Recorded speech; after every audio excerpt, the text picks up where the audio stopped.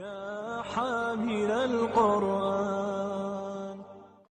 ہم لوگ رمضان میں گھروں کی صفائیاں کرتے رہے، گناہوں کی نہیں. جی اچھا کمنٹ ہے کہ رمضان میں ہم کیونکہ توجہ جو نہیں دلائی کسی نے کہ بھئی اتنا قیمتی مہینہ پتہ نہیں زندگی میں آتا یا نہیں. سوچئے روزے کی حالت میں آپ کانسٹنٹلی عبادت میں ہوتے، کوئی اور عبادت نہیں جس میں آپ منٹ منٹ میں عبادت میں ہو. دیکھیے روزہ ایک ایسی عبادت ہے، مثلا آپ ذکر کرتے نا، کبھی بھول جاتے ہیں، کبھی سو جاتے ہیں، لیکن روزہ رکھ لیا، صرف روزہ ہی رکھ لیا تو آپ عبادت کی حالت میں آگے. لمحہ لمحہ آپ کا وداؤٹ اینی گیپ، ایک ایک سیکنڈ صبح سحر سے لے کے افطار تک مکمل عبادت ہے. کیا کوئی اور چیز مجھے بتائیے؟ اور پھر آزادی ہے، اس عبادت کے ساتھ آپ کیا کر سکتے ہیں؟ اس عبادت کے ساتھ آپ دنیا کے کام بھی کرتے رہتے ہیں. مثلا نماز پڑھتے ہیں، آپ دنیا کا کوئی کام نہیں کر سکتے. حج کرتے ہیں، آپ دنیا کے کام نہیں عام طور پہ کر سکتے. ہاں؟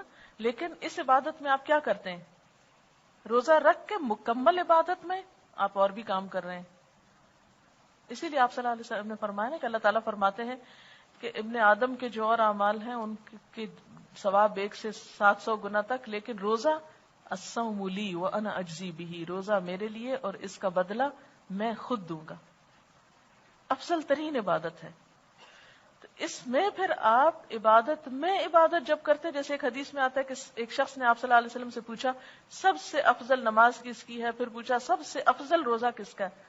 یعنی روزہ تو پوری قوم رکھے گی لیکن سب سے زیادہ ثواب کس کو ملے گا؟ آپ نے فرمایا کہ جو اس میں سب سے زیادہ ذکر کرے.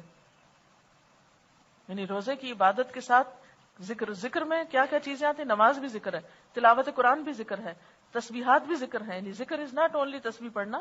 ذکر کی قرآن پاک میں نماز کے لیے کیا آتا ہے؟ وَلَذِكْرُ اللَّهِ اکبر.